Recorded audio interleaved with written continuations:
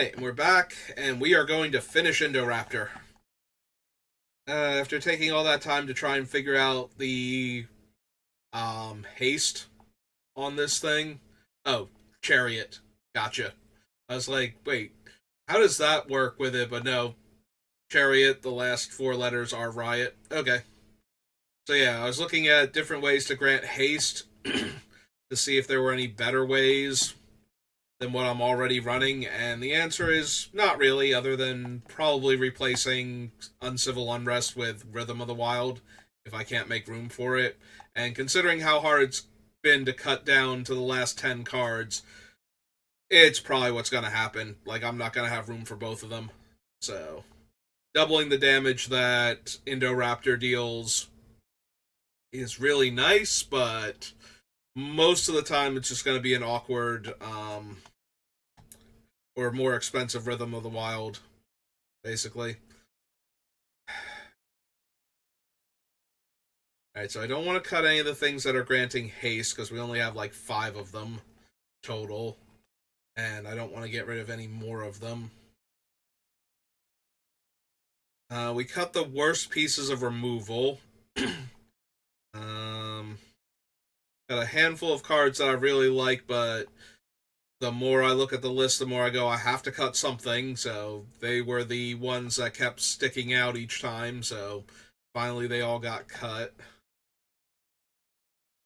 You're really close to losing it, Suncrown Raptors. Like, I like all of the other enraged creatures better than Suncrowned Hunters, but they're still, I deal 1 damage to them, our opponents take 3 from them, and most of the things I'm dealing damage to them also deal damage to the opponent. So, like, Pyrohemia and Pestilence, 1 mana, deal 4 damage to our opponents. This seems really, really good.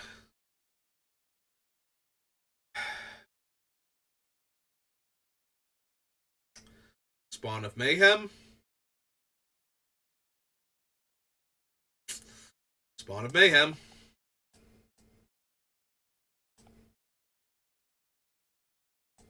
I like it. It's a flying trampler. It's guaranteed damage at the start of the turn. I just can't justify it, I don't think. I don't think I can anyway. Topiary Stomper I want to keep. Zopendrill, yes. Mithril Coat, yes. Roaming Throne. Roaming Throne is in danger of going because the double triggers for the Enrage, there's only like 6 or 7 dinosaurs in the entire deck. But all of them have triggered abilities, so copying their triggered abilities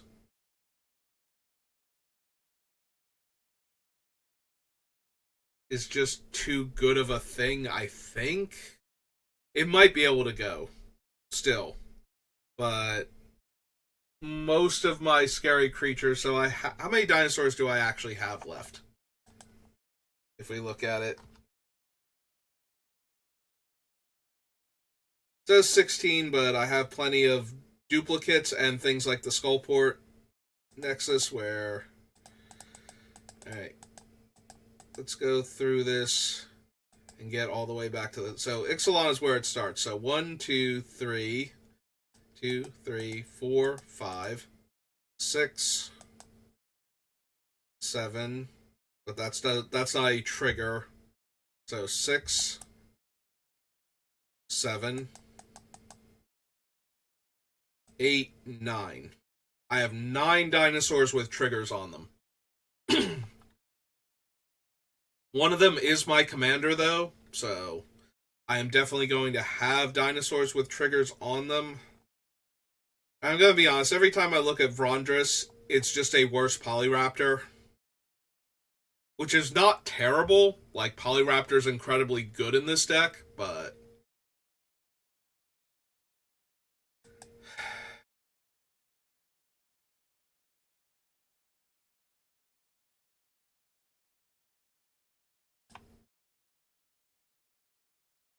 Yeah, I keep thinking about cutting him. He's one of the worst cards still on the list, so... Sorry, Vrondris. I was trying to keep you.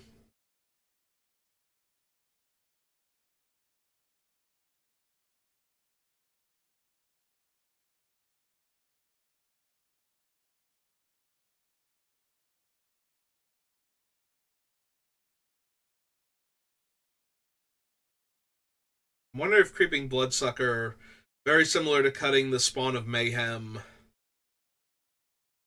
Like, Spawn's probably better than Creeping Bloodsucker, even though I'm taking damage from it, because Creeping Bloodsucker will die as soon as I start doing all of the board hitting pings repeatedly, so.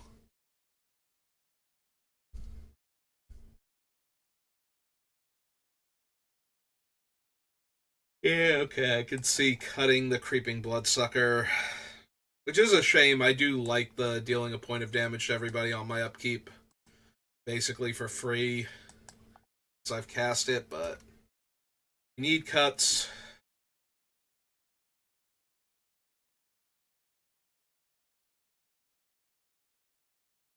I'm not going to cut the other things. I need to cut these things, so. It's 3, so we're down to 67.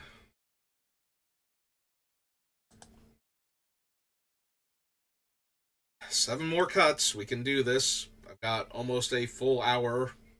Hopefully, it won't take that long. Hopefully, we'll just have a short finishing stream where I'll do the lands and after I make these last few cuts and we'll be all good to go, but.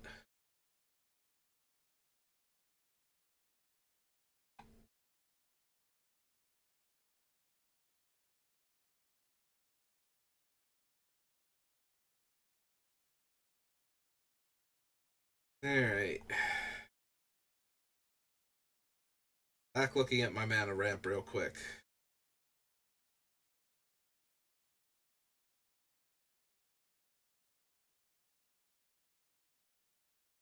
Do I cut a Narcomancer for the kind of the same reason that I'm cutting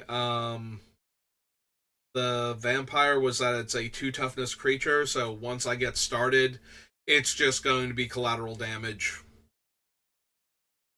Like a lot of my other smaller creatures. Actually, let's check that. Like, what small creatures am I killing off that I don't want to, and that don't have ways to get value and leave the table? Shivan Dragon's big enough, or Shivan Hellkite's big enough. Sakura Tribe Elder I can just sacrifice. Uh, Hidetsuku's only got 3 toughness, but that's good enough.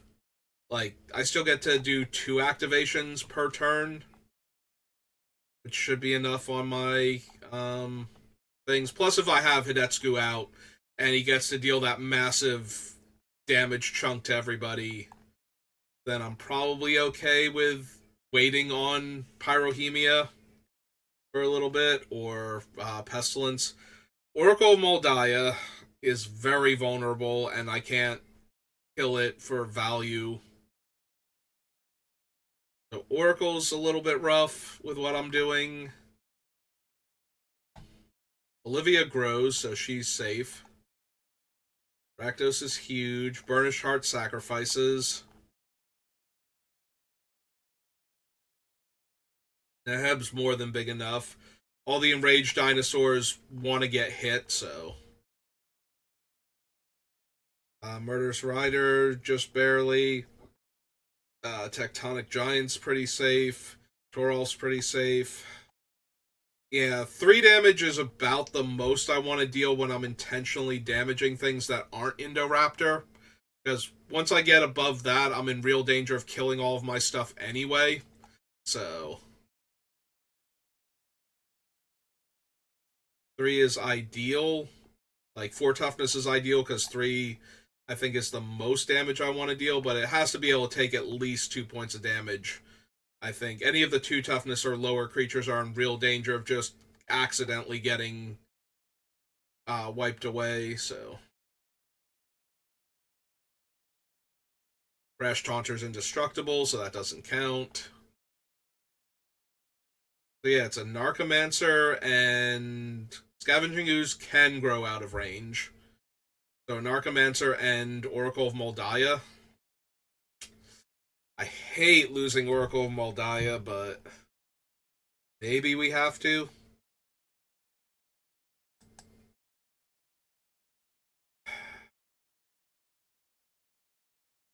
Because once I get to the part where I'm actually doing the cool thing, Oracle of Moldiah is just getting swept off the board as collateral damage. So, yeah, I think it's Oracle, and I do think it's going to be the Anarchomancer then. Managed to make it really deep into the thing.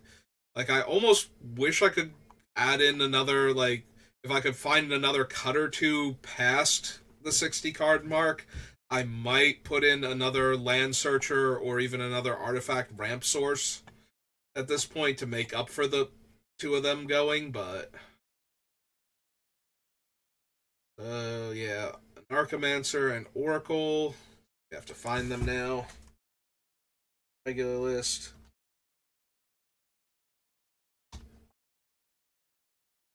Okay.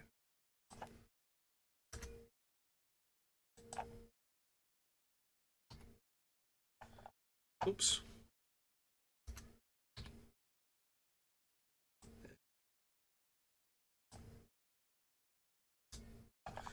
Alright, so cross those two off, brings us down to 65.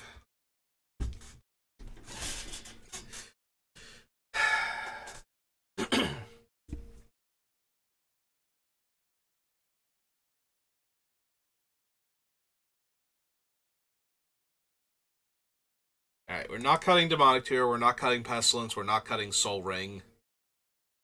I don't want to cut Nature's Lore or any of the other ramp spells. I'd like to get more ramp into the deck. Not cutting Vamp Tutor. Really don't want to cut Shivon Dragon. It is one of our most expensive cards, and I've cut a couple ramp spells now and other things, but this is a repeatable way to deal damage to a specific creature without wiping the board. Because if I get rid of Hellkite, then I only have Olivia, Pyrohemia, and Pestilence to deal damage to my creatures. So I don't think I can get rid of Shivon Hellkite also. Trying to keep the ramp, so I want to keep Grim Monolith. Trying to keep the haste effects. Phyrexian Arena is one of my card draw spells, along with the Ripjaw Raptor or whatever it's called. This violence makes my creatures deal double damage, which I do want. Sakura Tribe Elder. Sensei's Top I don't want to cut. I have too many ways to shuffle my deck between my land searching and my fetches. Like, there's no way I can feel comfortable cutting Sensei's Divining Top. It's already one of my favorite cards in Commander with the way I build decks, and this one has extra ways to take advantage of it, so. Chain Reaction, Darksteel Plate, Beast Within. I already cut the removal spells I felt comfortable cutting.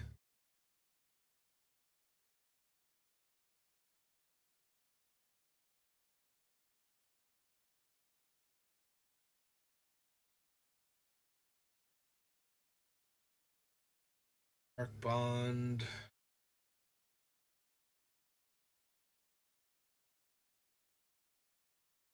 I want to keep Neheb. Keep coming back to it. It's probably going to wind up being the Sun Crown Hunters. Like, on the other hand, would I be better off cutting Ill-Tempered Loner then? Like, Ill-Tempered Loner is a 4-drop. It has to flip to get the other side of it, which is highly unlikely, but way more powerful when it does. But the Raptors is 3 extra damage when it's being dealt 1 damage, which is more likely to happen with what I have. I still have plenty of ways to deal large amounts of damage, but there's like 4 of them in the deck, and they're meant to be board sweepers, so. But because they're board sweepers, if I flip the Ill-Tempered Loner, they do so much more damage to the opponents.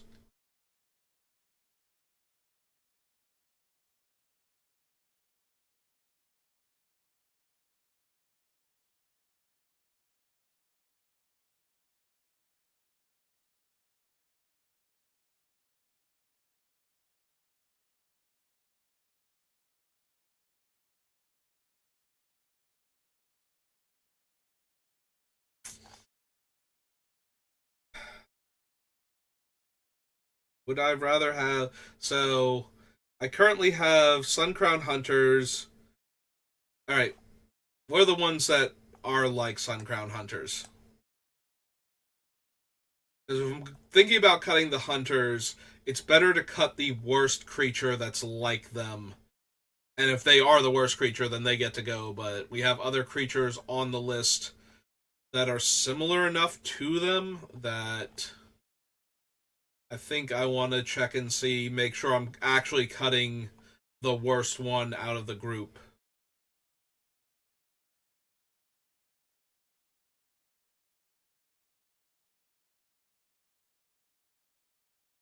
Right, so there weren't any before Suncrown Hunters list.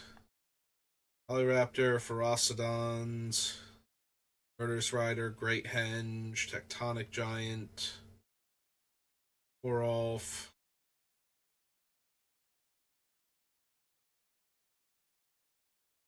There's Ill-Tempered Loner.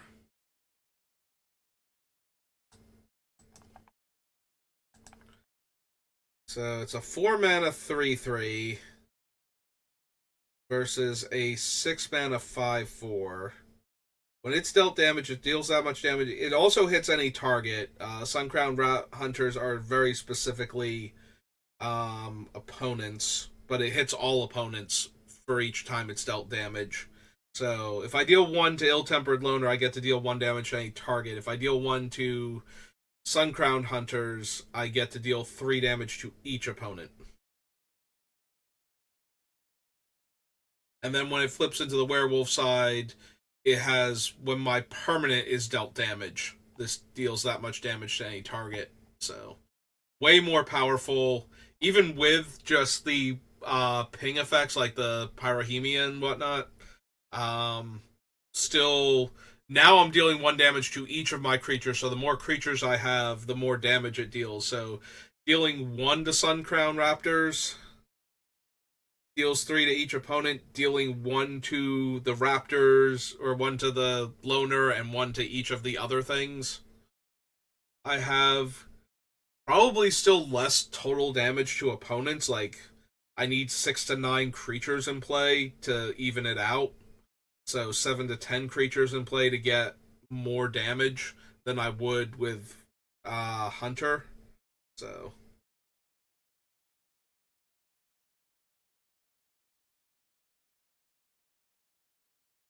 it's the same but different. Brash Taunter. Real quick for Brash Taunter. It's to any target or to a. Oops. Brash Taunter. Deals that much damage to target opponent. Okay, so Brash Taunter is probably the worst out of the 3 for damage dealt. The fact that nothing is going to stop it from from living through it, because like, okay, if we gave the effects infect or wither, they would kill Brash Taunter, but that's about it. Like, nothing else is killing him when I'm dealing damage to him. So While he's the least effective at dealing damage, when he's dealt damage, he does more. Like, he lives through everything. Like, nothing's going to kill him that I'm going to do to him. So it's on the opponents to kill him instead. Also, him fighting Indoraptor is hilarious to me, because then I get to rebound the damage from Indoraptor onto the opponent, and I get to trigger Indoraptor by having the fight have happened and dealing the one damage to Indoraptor.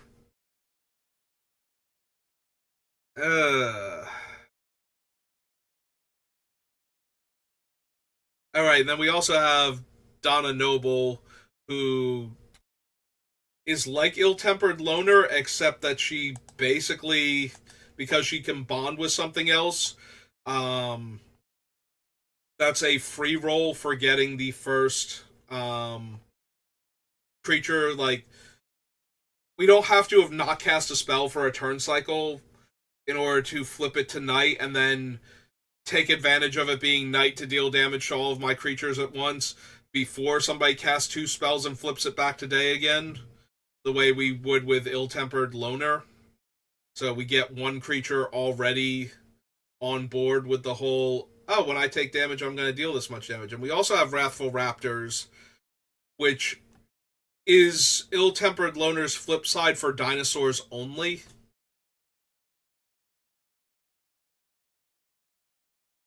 Yeah, I think ill-tempered loner is actually the worst one of the group. So I think we get rid of him.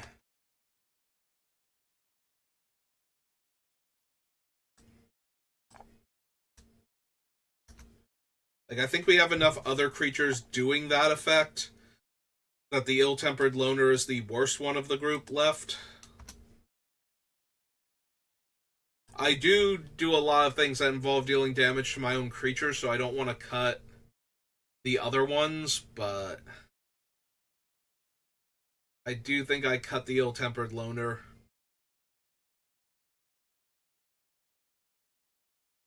There's a slim possibility I cut Donna also, since she's only herself plus another creature.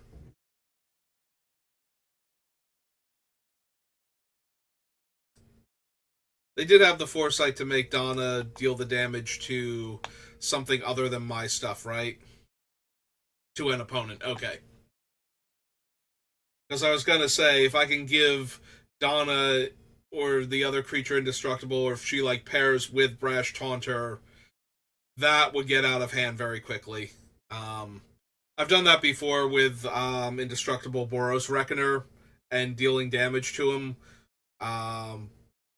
With anything, and then having Mangara's Equity in play, which whenever a red source deals damage to me or a creature I control, Equity deals that much damage to any target.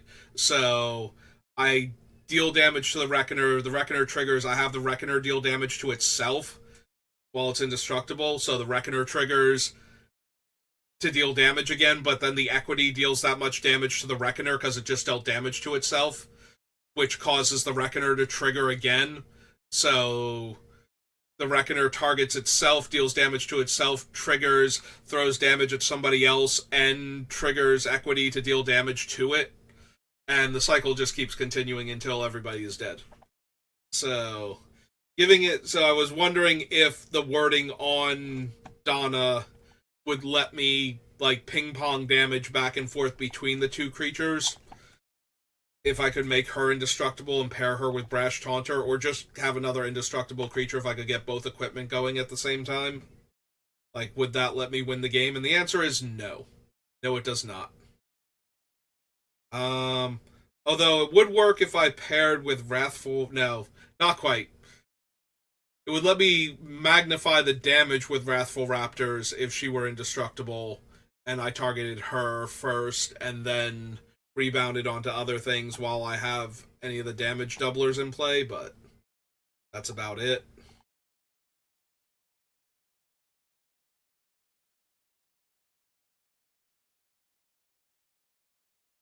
Grab some water.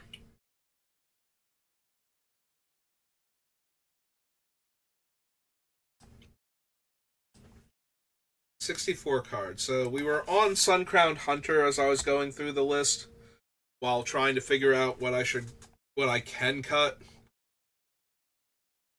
Trophy, Casualties, Murderous Rider, Great Henge. Is it the Great Henge? I have a pretty easy time getting large creatures into play to get the casting cost on this thing down. And just because I've gotten a large creature into play doesn't mean I don't need more mana. Also, getting to draw a card and making my creatures bigger is helpful in this deck. Like, every creature I have comes into play with an extra counter and I draw a card. All of that being said, I do need a catalyst. I need a decent power creature first to get the Great Henge down at a casting cost I can afford early enough that the mana is still relevant. And so that I still have creatures in my hand to cast to draw the extra cards and get the counters.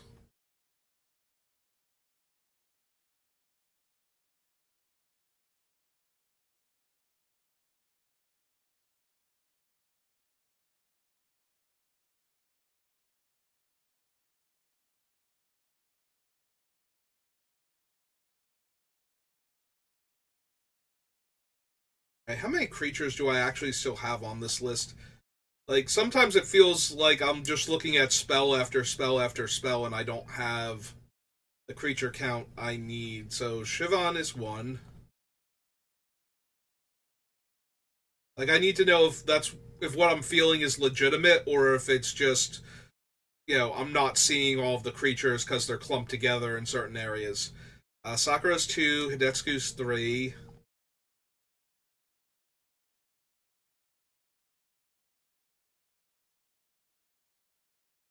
Orbrask 4, Olivia 5, Rakdos 6, Burnished Heart 7, Xenagos kind of 8, Heb 9, Ranging Raptors 10, Ripjaw's 11, Suncrown is 12, Poly 13, Rosodon 14, Murderous Rider 15, Tectonic Giant 16, Torolf 17, Topiary 18, Open Drill 19, Roaming Throne 20, Honor 21, Terror 22, Omnivore 23, Scavenging Ooze 24, Raptor 25, Donna 26, Duo 27, Raptor 28, Tyrannosaurus 29. Okay, so we're at like half creatures right now, so it's not as far as spells go. So that's fine.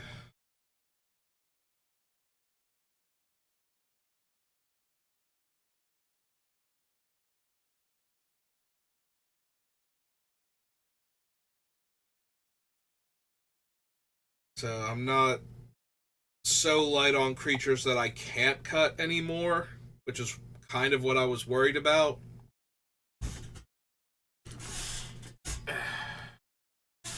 Keep letting myself sink in the chair until I'm practically laying down on it. Stretch a little bit. Okay. We don't have to cut a creature.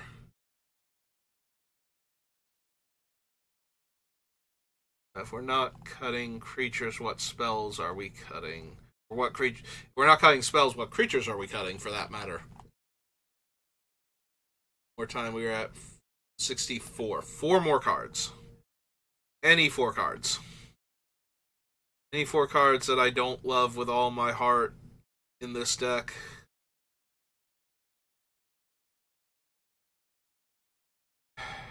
Is 4 ways to give haste enough?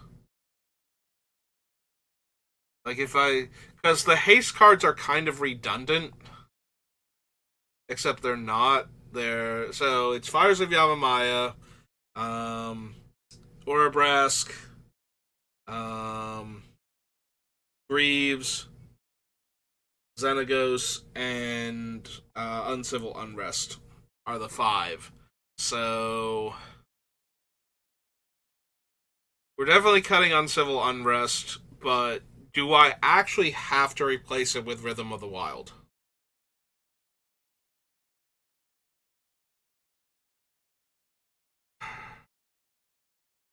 Do I want to replace Lightning Greaves with Rhythm of the Wild? I don't need to target Indoraptor with a lot of the things that I have left. Like, I've gotten rid of a lot of the things where I want to target Indoraptor, where maybe that would have made perfect sense before. It's now, do I actually want a 3 mana enchantment that gives all of my creatures either counters or haste? Because having another haste granter that's not redundant, like multiple instances of Riot stack, so Rhythm of the Wild and Uncivil Unrest and Orabrask all at the same time mean my creatures come in with 2/1/1 counters and have haste. So I don't necessarily need the Greaves then.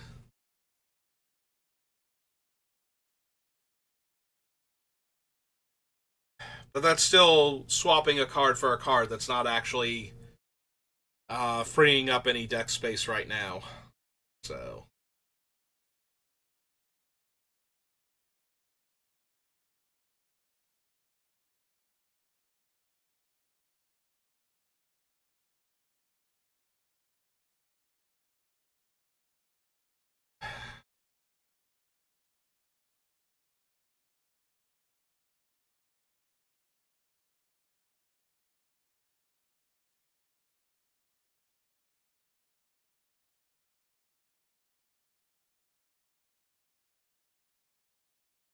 is it Arc Bond? Arc Bond's one of the weirdest cards on this list, but it has a lot of potential to deal damage to players and creatures. Like, Arc Bond can very easily kill our opponents under the right circumstances. Um, with all of the things that care when they're dealt damage in this deck, Arc Bond just deals a ton of damage to everything potentially. Like, let's say I attack with Indoraptor and our opponent's the defending opponent puts 2 creatures on it.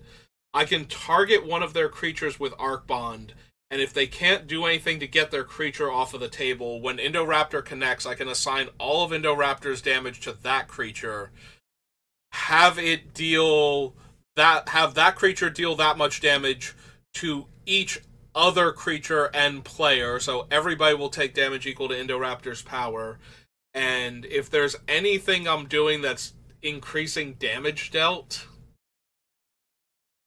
like, it's just so much potential damage. It does hit me also, like, I do have to make sure I don't die to Arc Bond, but there are a couple of cards in here and a bunch of other cards that were on the list that were basically like, yeah, I'm gonna have to be careful I don't die to my own thing.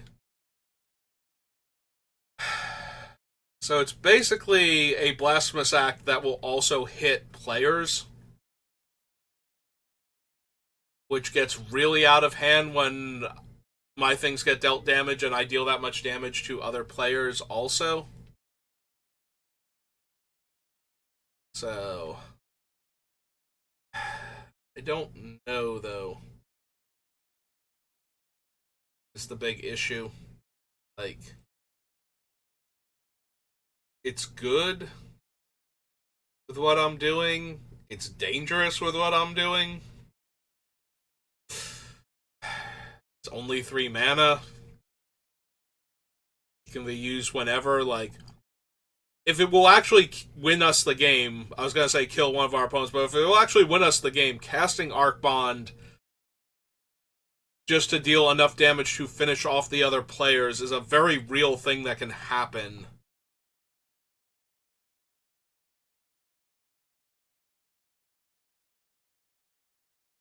Don't want to cut it, but...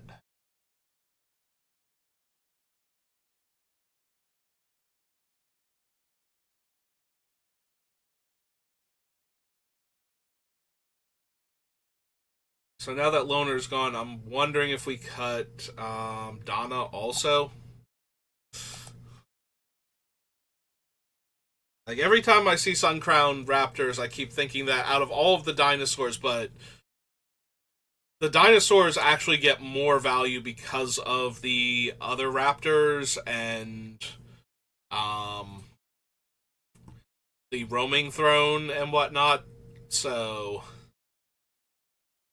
that leaves me with, is Donna better or worse than Brash Taunter? And if she is worse, do I still want to try and keep her and put in something else instead? So Brash Taunter is an indestructible 1/1 for 5. Donna is a very destructible 2/4 for 4.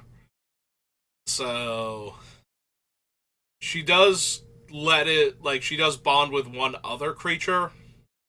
So when that creature takes damage, so that gives the ability to the thing, right? Like, if we get rid of this and we look up Donna, I don't know why I'm doing it on this one instead of the other one, but...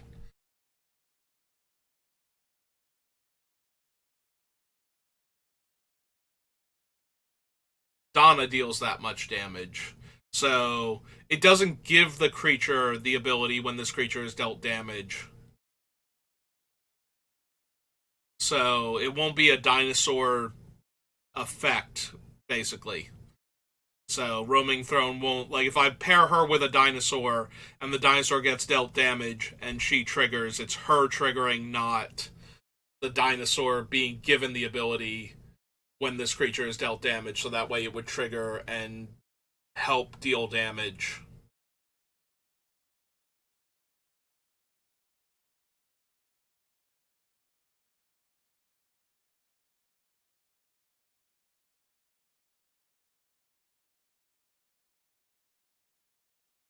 I'm wondering what the other two numbers are. I guess that's her foil printings.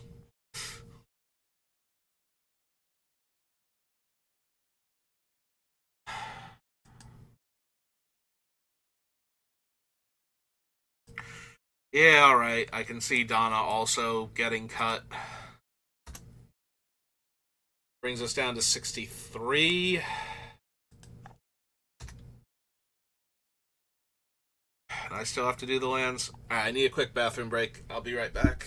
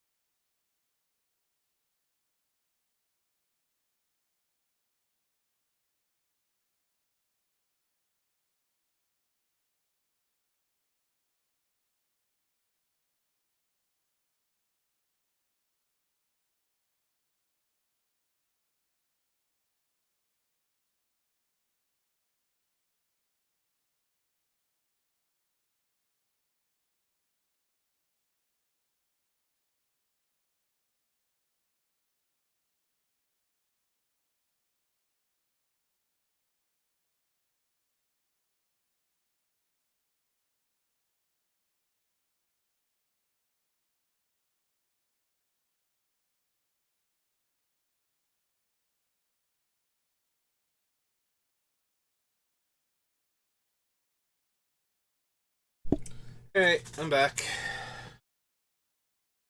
And if I forgot to edit this out when you're watching this on YouTube, I apologize.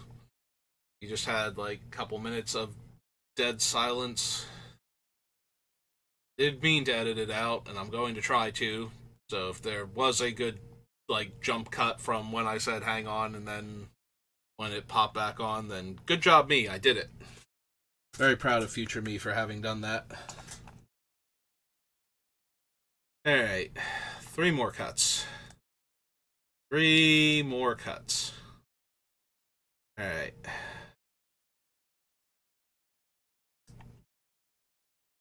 Ravenous T-Rex, Fiendish Duo, Wrathful Raptors, Uncivil Unrest, Fiend Lash, Like Fiend Lash is basically exactly what I want in this deck. Just put this on something and have like I deal damage to it, and now it deals its power increased by 2 to anything. Like that makes it very easy for us to kill our opponents.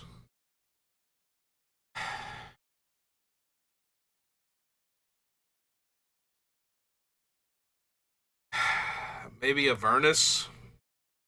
Avernus just deals so much damage, but it also gives our opponents so much extra mana to work with that we really run the risk of them like going over the top of us.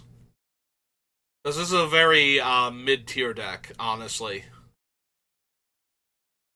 Like if I had a stronger deck, I think Avernus would be better in it. But when you get it to the third turn of it being in play and it deals 6 damage to each of our opponents and gives like we take 6, yeah, and we all get 6 treasures. Like that's Indoraptor definitely coming down and definitely being huge. And even if they kill it, I'm probably going to be able to cast it next turn when I deal 8 damage to everybody also. So I really want to try and keep this in here, but it might be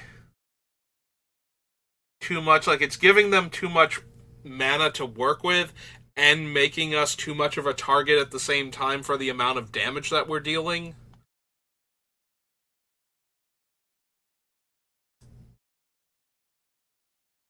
Like everybody's thrilled to take 2 damage and get 2 treasures, I think, except for like a handful of players. Once I'm dealing like 8 to 10 damage and giving out that many treasures, somebody's gonna be like, okay, I have enough mana, I need to win the game before I die of this stupid enchantment. Before somebody else casts their amazing spell and wins the game. The upside, though, is that with enough mana being thrown around, maybe the Indoraptor isn't the biggest problem. But I am trying to deal the damage and cast the Indoraptor, so my thing will be the most obvious threat on board. Other things might not have happened yet to make the Indoraptor less terrifying than, an Ulamog that just got cast, or, somebody just decides, I'm going to play Woodfall Primus in my Blink deck, because I have, like, these 6 extra treasures to cast it with now. So, the fact that I have the Indoraptor in play doesn't necessarily mean that the Indoraptor is safe, with everybody else having a ton of mana and cool things to do with it. Indoraptor might die because somebody doesn't want to wait or doesn't have a good option to wait. Like if there's anything that's narrower in scope, they might kill Indoraptor at that point, going, well, I can't kill other things, and the Indoraptor is huge, and if anything happens to it, I'm going to get my face clawed off, so maybe kill Indoraptor now before Saber gets to do anything with it.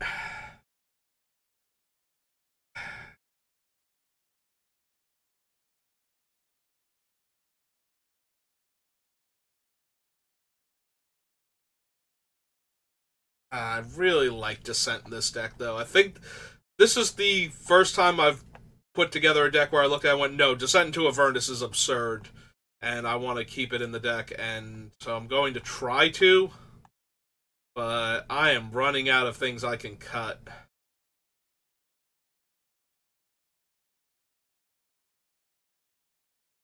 We only need 3 more cuts, but every single one of them is kind of rough at this point.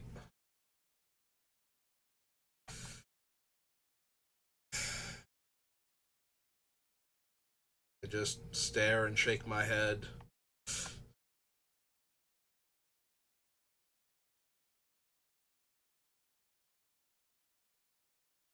I love all of the enraged dinosaurs we still have. Suncrown Hunter keeps being the one that's the most at risk for going, but the other things that are similar to him just don't have the damage output against players that he does, so the hunters get to stay. I have cut a bunch of the free damage things, like I just have it in play and it deals damage to the opponent. Maybe Rakdos is no longer at his best. when I have a thing that's like every upkeep I deal a damage to each or every one of my upkeeps I deal a damage to each opponent, and I had like 5 of those on the list. Rakdos is super easy to cast. Like I can cast Rakdos, I can play one of those and cast Rakdos if they're cheap enough. I can cast Rakdos turn 4, like consistently. So that regard, I've lost a few of the cards that enable Rakdos. I do still have the Pyrohemia and the Pestilence as like 2 of my major things that I have going on anyway. But I don't have quite as many ways to just deal a damage to an opponent guaranteed without investing mana, where I get to, especially early in the game, so that way I can get Rakdos down cheaply and attack with him, potentially in the same turn.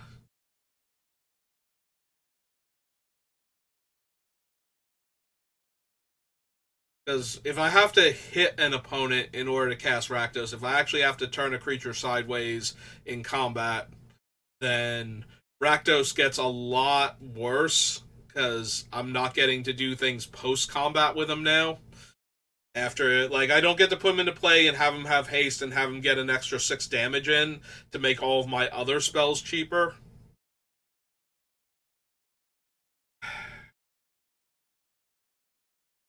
Which means he has to live through the turn cycle in order to attack.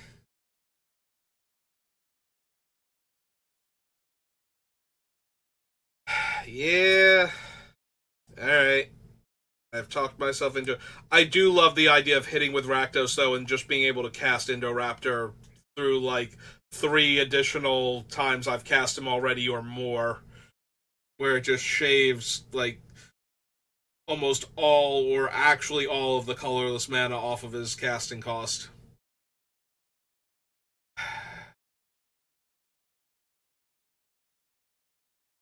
It's fine. I have a bunch of land ramp. I have a bunch of artifact mana ramp, and Indoraptor himself is cheap, so this isn't unreasonable to expect me to cast him normally. But it would make him a lot easier on certain turns if I had a Rakdos in play first.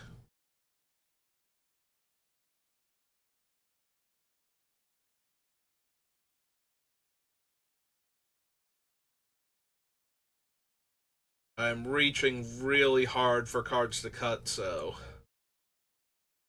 I have to cut one more thing. I think it's Rakdos. Yeah, let's come up here. Go 62. There's still a part of me that wants to get the Thrashing Wumpus back in, too. Like, we have so many things that another Pestilence effect would be really helpful with.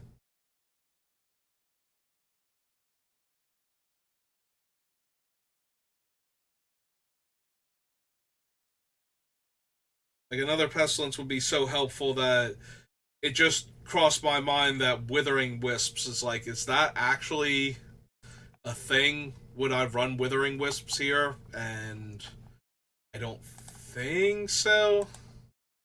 Like, all of my basic swamps would have to be snow covered at that point. Isn't it Withering Wisps? Is it Wither Wisps? Is there no H in Withering Wisps? That's what it is.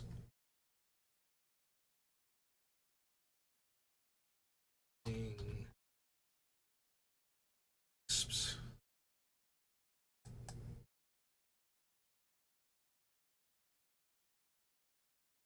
Yeah, deals 1 damage to each creature and each player. You cannot spend more black mana in this way each turn than the. Although I can spend black mana from other sources if I have to use snow covered swamp. Like I don't have to spend like I don't have to tap my Zeator's Proving Ground to cast my black spell. Um in order to hold up the snow covered swamp for Withering Wisps. So there's that.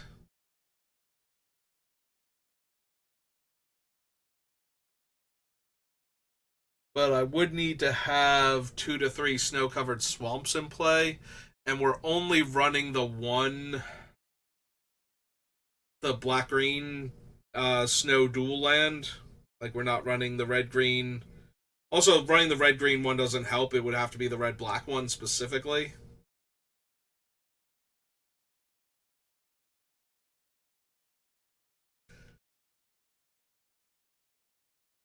Yeah, it's probably not good enough still, but it is another way to deal damage to each of my creatures. Wish there were another pyrohemia type effect that I could be running.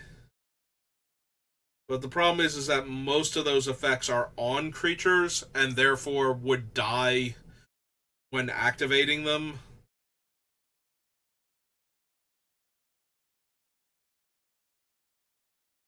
So that's not super helpful. Also, most of them cost more than one mana to do that anyway, to deal one damage to each creature.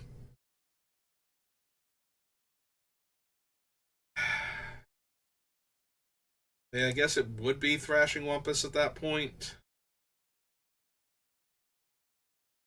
Because Withering Wisps is actually terrible if all of my black mana sources are non snow covered dual lands and whatnot. And I don't think I want to add in another tapped snow duel. Also, it does specifically. Wait, does Withering Wisps work with lands not named snow covered swamp? Like, of snow swamps you can draw. Okay, so it doesn't have to be snow covered swamp. Um.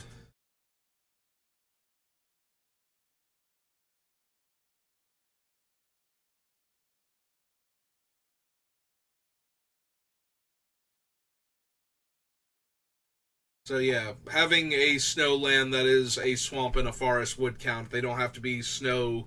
They don't have to be the card snow covered swamp. They have to be snow lands that are swamps.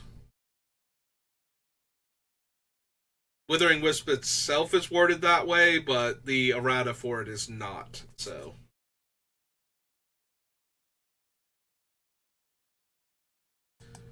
all right. Still probably rather have Thrashing Wumpus. But first, we actually have to get rid of more cards on the list, so that way we can make room in the first place just for the lands for the deck, and then we can cut another card in order to get another pestilence, pyrohemia type effect.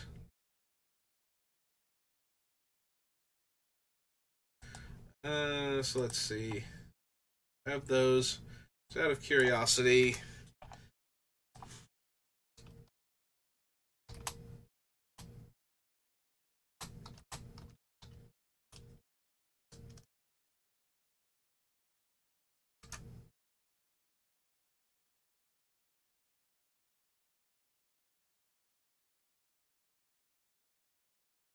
feature salamander, cycled slice and dice. So that's deal one damage. What about deals one damage? Yeah, that thing's an 8 drop. We already ignored that one. um, anything else instead of the ones that I'm using? Opponent. Give up to 2 creatures. Opponent's control.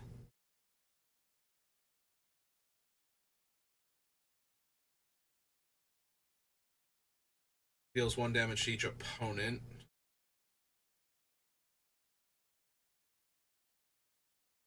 Devastate. Cycling. Our permanents.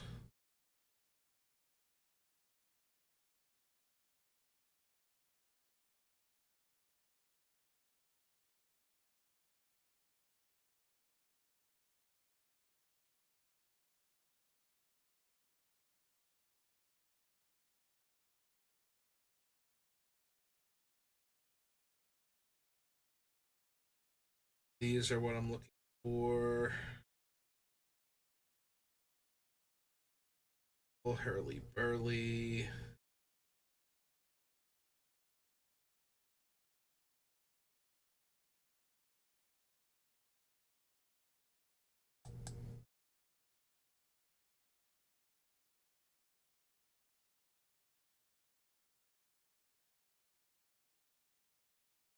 Yeah, unfortunately, I do kind of need my lands, otherwise, Magma Vein might have been something.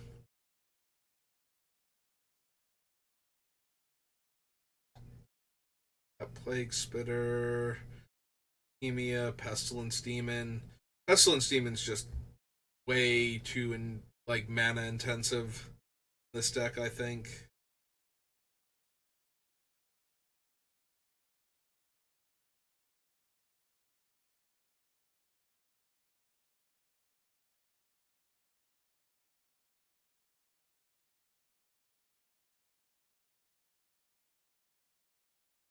Opponent, so that's not helping.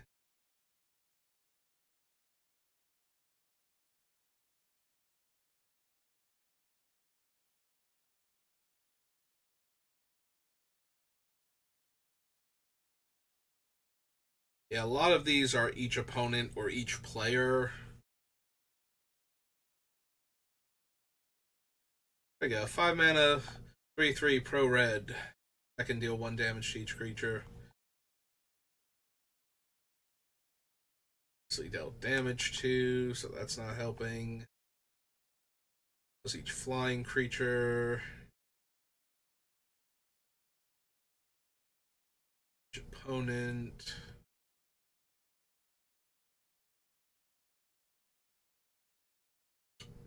Warmonger is too easy to get killed. Also, too easy to finish off my enraged creatures.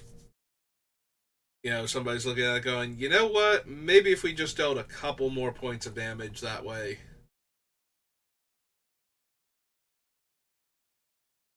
Okay, so yeah, there really isn't any other thing besides the ones we already have under consideration, so there's no, oh hey, we could jam this one in here while we were at it to give me another way to deal damage to every creature.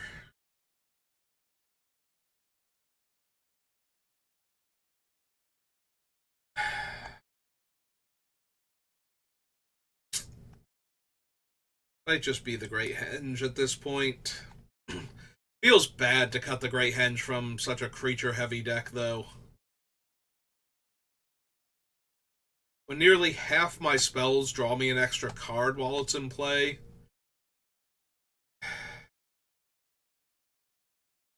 I just don't love cutting that. That's way too good. Is it unnatural growth? I thought about cutting this one before, and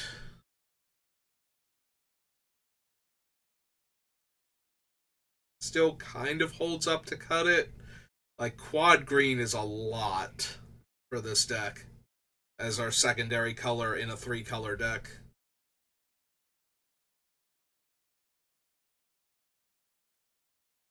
It's easier than triple black, but it is still an awfully big ask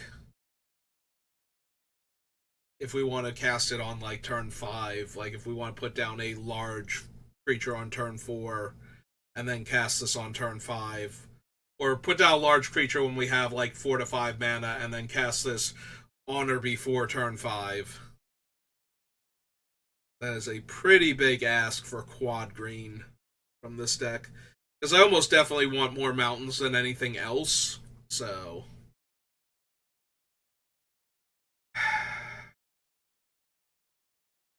we have the Skullport Nexus, we have Xenagos, we have um, Zopendrill.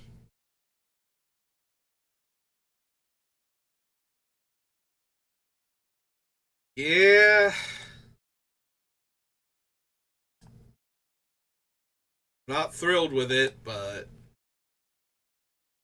now obviously there are games like we don't have to cast this on turn 5. Like, that's not essential. I make it sound like it is, but we do want it to come down once I have my big creature out. And if I have 6 or 7 mana in play, I'm not guaranteed to have quad green with 6 to 7 mana in play. Um, like, that's not reasonable with this deck. Like, my primary color is red.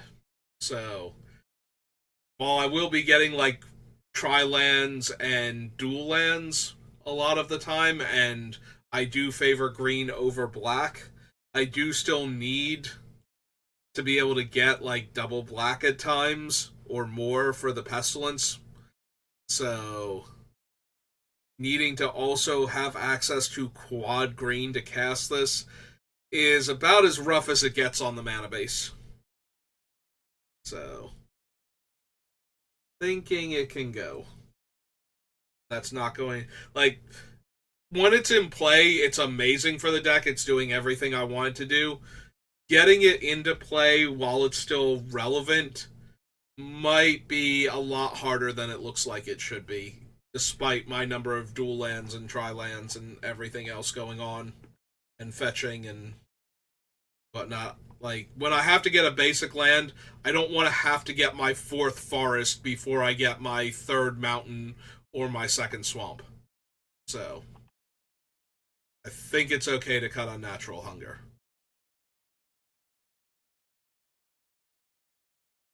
Alright, so that's card number 61. Or that brings us down to number 61. So if I can cut one more card, and then I think we swap the Greaves for Rhythm. In fact, let's just do that. Seems easier than. So Lightning Greaves out.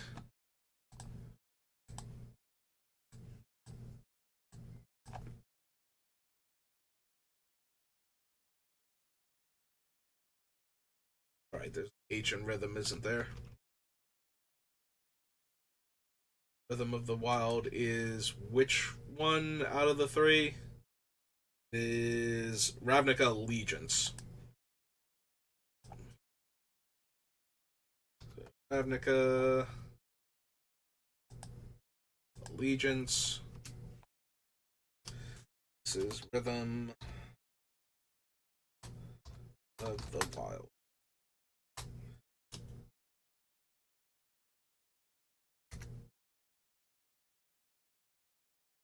This is red green for an enchantment. Okay, so we cut the Lightning Greaves, but that doesn't get rid of our 61st card because we're going to replace it with Rhythm. Because Rhythm and, like I said before, Rhythm and Uncivil Unrest stack with other haste granting effects to allow me to put counters on my guys instead. So.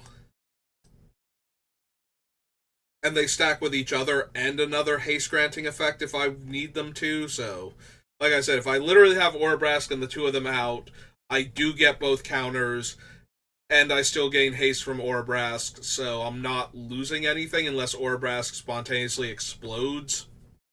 In which case, if I'm worried about that and one counter is good enough, I can have one Riot put a counter and one Riot not, and then the creature will have haste even if Orabrask dies.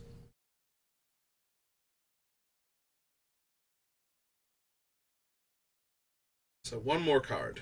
What is the worst card still on this list?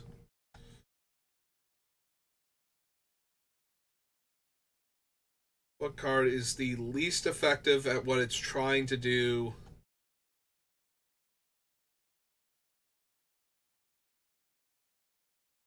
What card is going to do its thing most of the time, but not all of the time? When the other cards are going to do their thing all the time? Like, what is my card that I can afford to cut?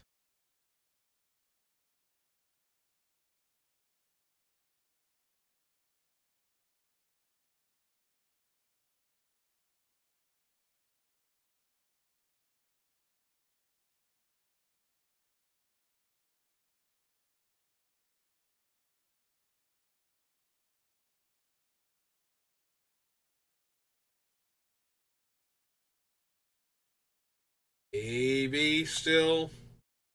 Maybe Grey Henge.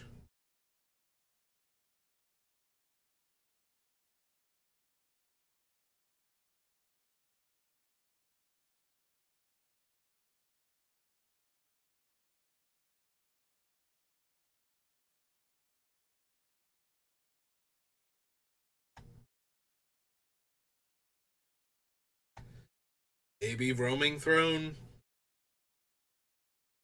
I have less than 10 dinosaurs. Like I have 9 dinosaurs, and roaming throne naming dinosaur makes it the 10th one that actually has a. But it doesn't even have a trigger ability itself. So I have 9 dinosaurs with triggered abilities, but all of my dinosaurs have trigger abilities. One of them is my commander. So it could still be roaming throne. Like maybe that one's too weak.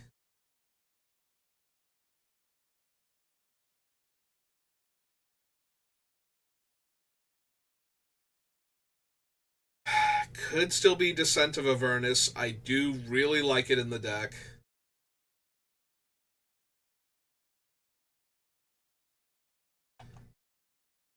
I like Omnivore. Like anybody's vulnerable, the entire table takes 8 damage each, and that's enough to make the Indoraptor titanic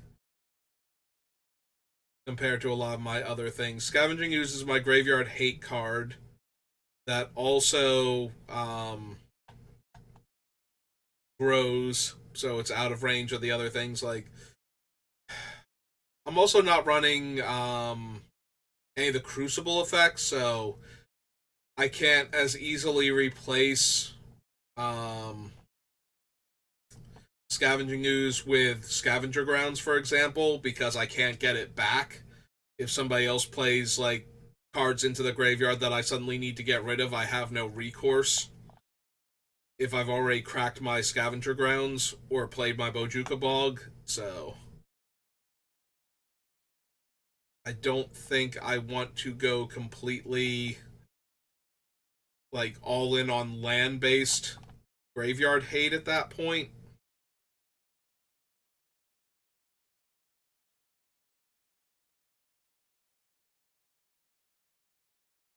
Grace's Judgment is one of the better removal spells.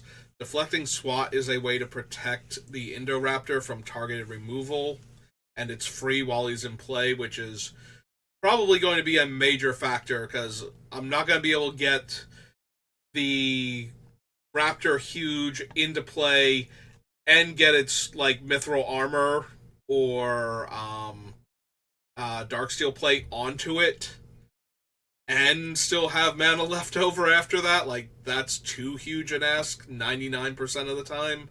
So having access to deflecting SWAT if the others are all online or just trying to get to the turn where I get to equip it and then it's indestructible and now I get to go off with Indoraptor getting dealt damage and everything.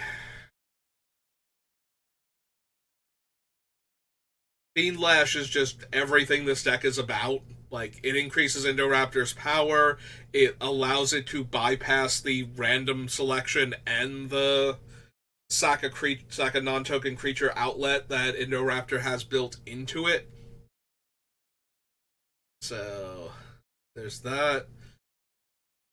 I like 5 haste sources, so even if I got rid of Uncivil Unrest, I would want one of the other repeatable haste granting sources anyway.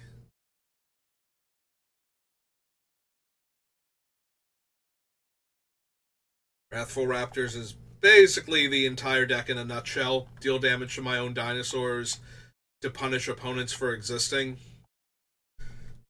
Mana Crypt, Fiendish Duo only doubles the damage to my opponents, so I'm never at risk of killing my own guys like way too readily. So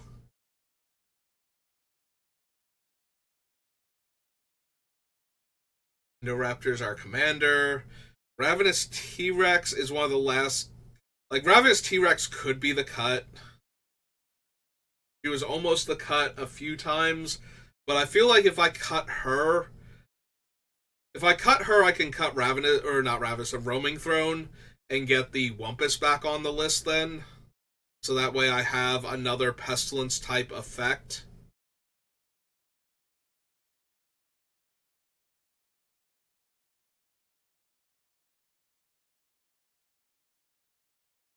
Is that what I want to do here then? Because if I cut the T Rex, then I only have 8 dinosaurs. Doubling up on their triggers is fine, but not essential. Like, all the triggers that I have that are going on are like 80 to 90% as good if they're not being doubled. Like, I'm still advancing the game state towards a winning position for myself that way without having to have roaming. Like, roaming throne just makes it so that if I can't normally win this turn from dealing damage to my guys, now I can, which is really, really good to have, but maybe having another way to deal the damage to the creatures that have effects when they are dealt damage is that's where I want to be, not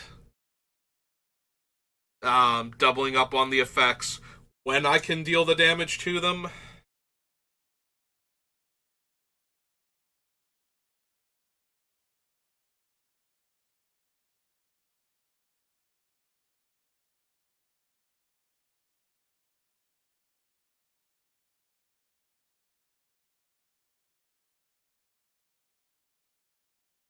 Yeah, okay.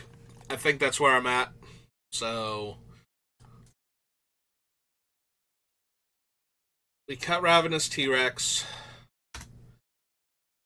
We cut Roaming Throne.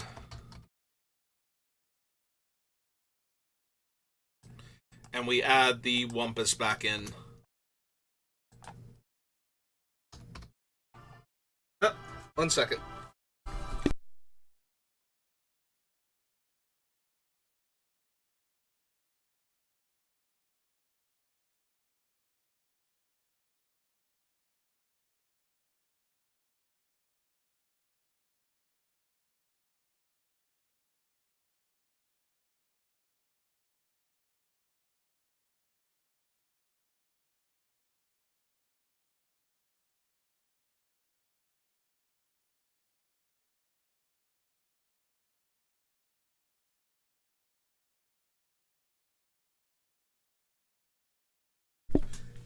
Alright. Family's gonna be on their way home soon with dinner. So we are just about done here anyway, so go to Mercadian Masks. Add the Wumpus back in.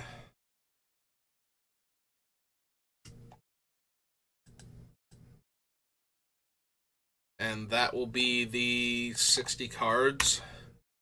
I think I just want another way to deal damage to all of my creatures if I'm going to put this much emphasis on the other enraged creatures also. So I think that's good enough. Alright. Let's do the lands now.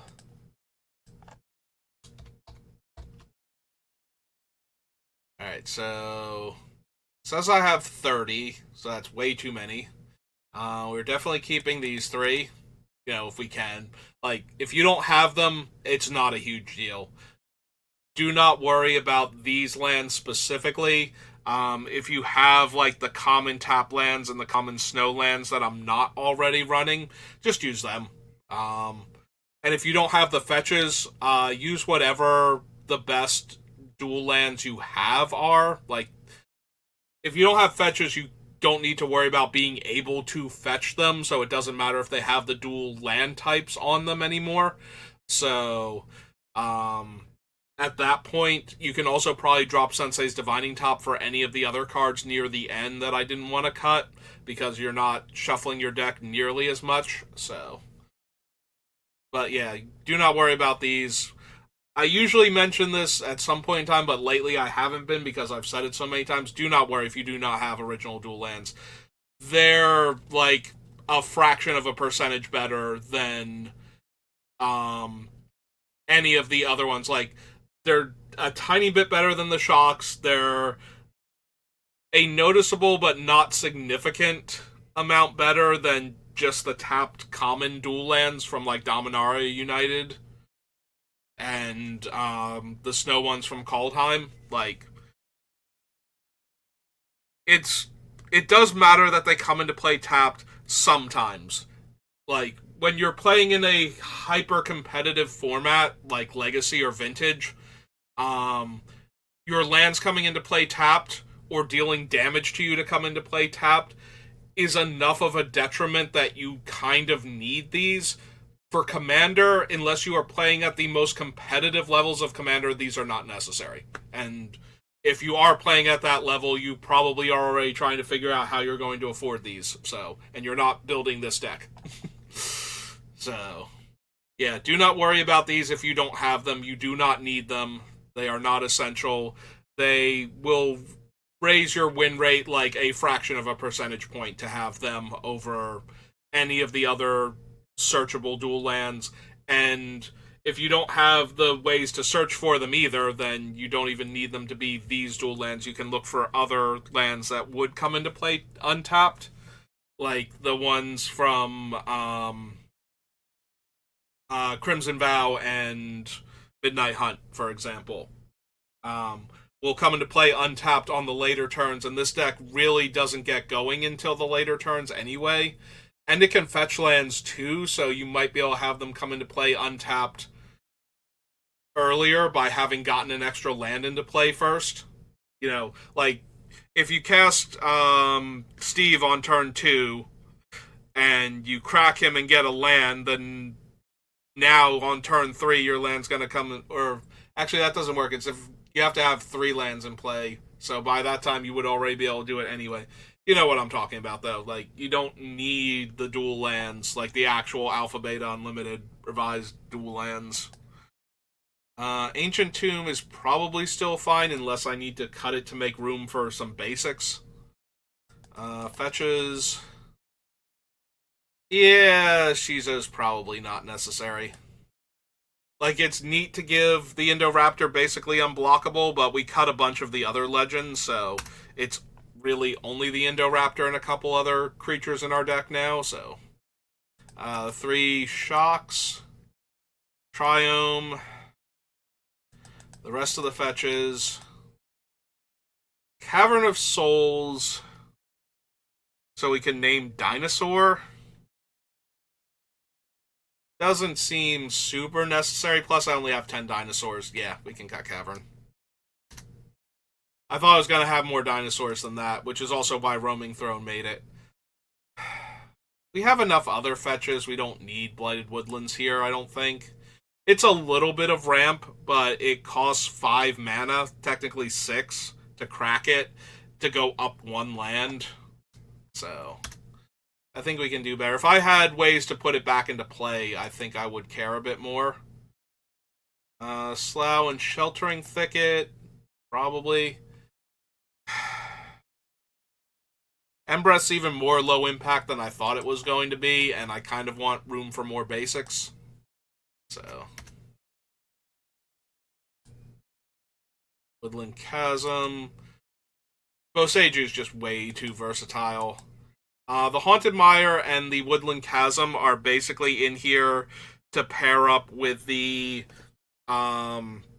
ones from Battle for Zendikar and the ones from what's its name? Oh god, Battle for Zendikar and Amonkhet, the cycling lands that have the basic land types, because there are not enemy color pairs for those 2 cycles. We're using Haunted Mire and Woodland Chasm as the black-green lands to pair with those red-green and red-black dual lands. I can see cutting Barad-dûr, and I might. Command Tower I'd like to keep. Sanctum is no longer necessary. That's the last one. Yeah, Sanctum originally was so I could pick up Indoraptor and put him back down after dealing a ton of damage to somebody, but I don't think that's necessary, and I don't think I want a colorless land. Like, I already cut one of my color-intensive enchantments because I don't want to not have access to all of my colors. I need a lot of red to activate Pyrohemia. I need a lot of black to activate Pestilence, but black is still a tertiary color, so I need to have room in my deck for black mana sources. So, looking at it now, we have 25 lands. Two of them, one of them's a green land, one of them's a black land in Boseiju and Barad-dûr, respectively. So, putting in an extra mountain would bring me up to 26, so that's 14 land slots. So, mountain, forest, swamp. We have the +1 mountain, so that leaves me with 14 lands to divide among 3. So 4, 4, and 4 is 12. We have 2 lands left over. So 7, 6, 4.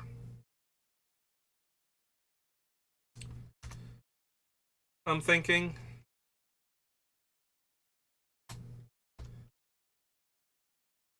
Right, because that is 17 lands. Hang on, 17 is 30. That's 42.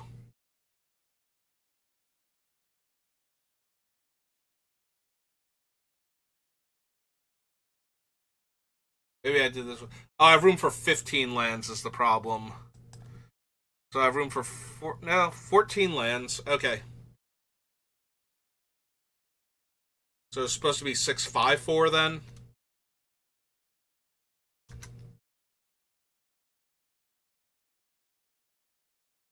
That's still one too many.